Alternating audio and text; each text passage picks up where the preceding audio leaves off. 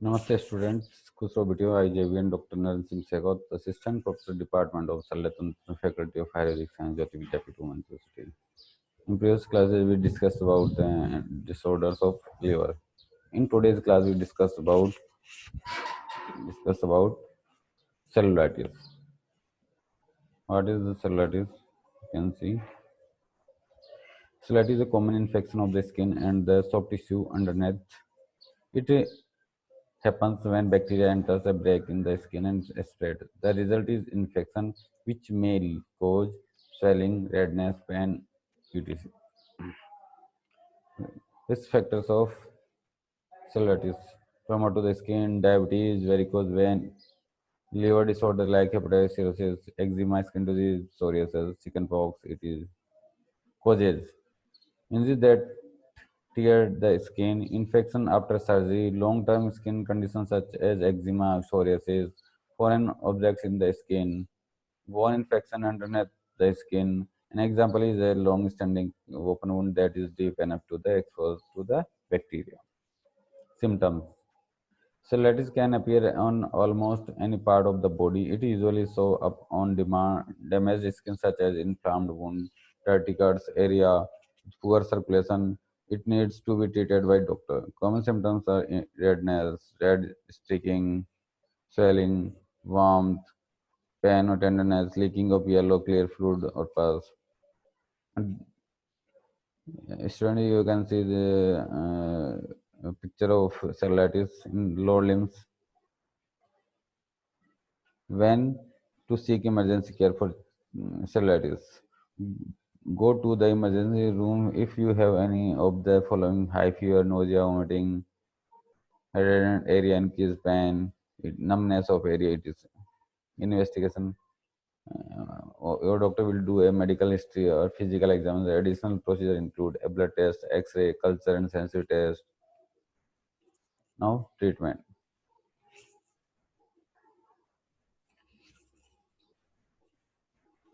Rest the area, elevate the area to help reduce swelling and relieve discomfort. Use over-the-counter pain and relief such as acetaminophen, Tylenol, ibuprofen, morphine to ease the pain as well as keep your fever down. If the infection is not too bad, you can take antibiotics by mouth for a week to 14 days. Your doctor will schedule a follow-up appointment. For your doctor may use IV or intramuscular antibiotic. If the infection is severe, you have other medical problems, you are very young or very old, the cellulitis cover large area in your hand or is close to body like your eyes, the infection worsen even after taking antibiotics for 2 to 3 days. In serious case, you may need to stay in hospital. You will get an IV antibiotic until the infection is under control. 2 to 3 days. Then go home with oral medicines. Now surgery.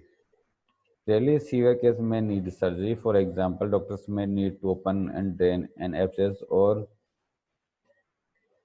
pus that has collected in the tissue. They may also need to cut away dead tissue to allow healings. Preventions. Practice good personal hygiene and keep your skin clean. Wear sturdy, well-fitting shoes or slippers. With loose-fitting cotton socks, avoid walking barefoot outdoors. Wash injured skin with soap and water. Make sure it heals over the next few days. Some injuries are at greater risk for cellulitis than others. Be sure to contact your doctor if you have animal or human bites, puncture wound deeper than a half inch, such as from stepping on a nail, cuts tissue that bleeds, burns that blister, frostbite. Deep injuries with dirt in them, injuries that touch seawater, making them more prone to infection, especially if you have liver disease, diabetes, or other significant medical conditions such as liver or kidney disease. Swelling in your arms and legs that does not go away. Okay, students, difference between cellulitis and erysipelas. Caused by Streptococcus pyogenes gene, cellulitis caused by Streptococcus pyogenes and rarely by Staphylococcus aureus. Involves upper subcutaneous tissue and lymphatic vessels. Cellulitis involves deeper subcutaneous tissue. Erysipelas is the antecedent throat infection. Cellulitis and intertrigo or deep fissures, definite portal entry. Common site face with erysipelas common site face with bridge of nose and cheeks, and cellulitis common site is legs. Well defined margins in erysipelas, indistinct margins cellulitis. Vesicle or bulba formation in erysipelas, bulba formation in severe cellulitis.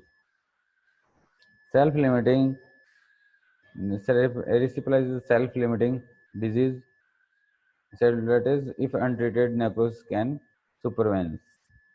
So, student, this is the whole about cellulitis.